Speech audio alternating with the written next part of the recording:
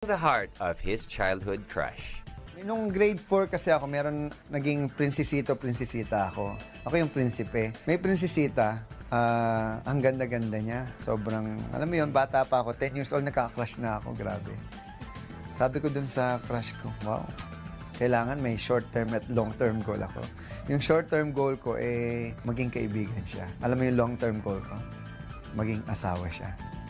So after 15 years, that girl na nakilala ko nung grade 4 ako, nung 10 years old ako, became my wife.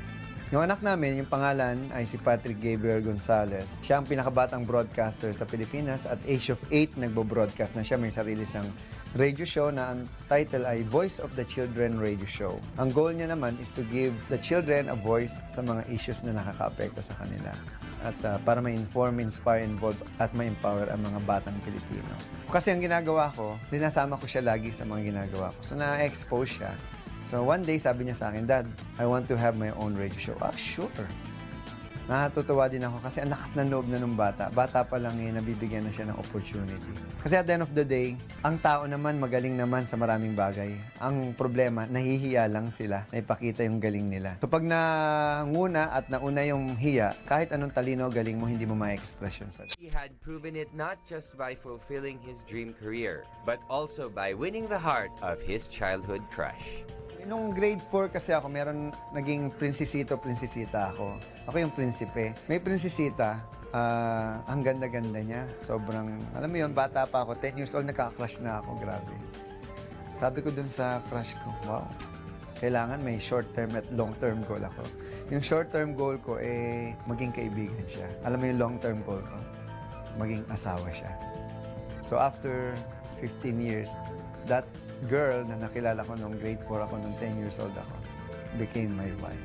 Yung anak namin, yung pangalan ay si Patrick Gabriel Gonzalez. Siya ang pinakabatang broadcaster sa Pilipinas at age of 8 nagbo-broadcast na siya. May sarili siyang radio show na ang title ay Voice of the Children Radio Show. Ang goal niya naman is to give the children a voice sa mga issues na nakaka-apekto sa kanila.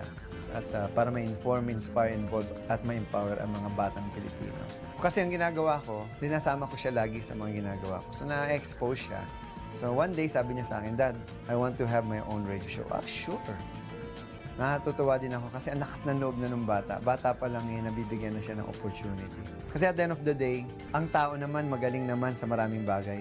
Ang problema, nahihiya lang sila na ipakita yung galing nila. So pag nanguna at nauna yung hiya, kahit anong talino galing mo, hindi mo ma-express yung sarili mo. I want to be remembered as simply the voice master. Because I know I became the voice of the youth through my radio show.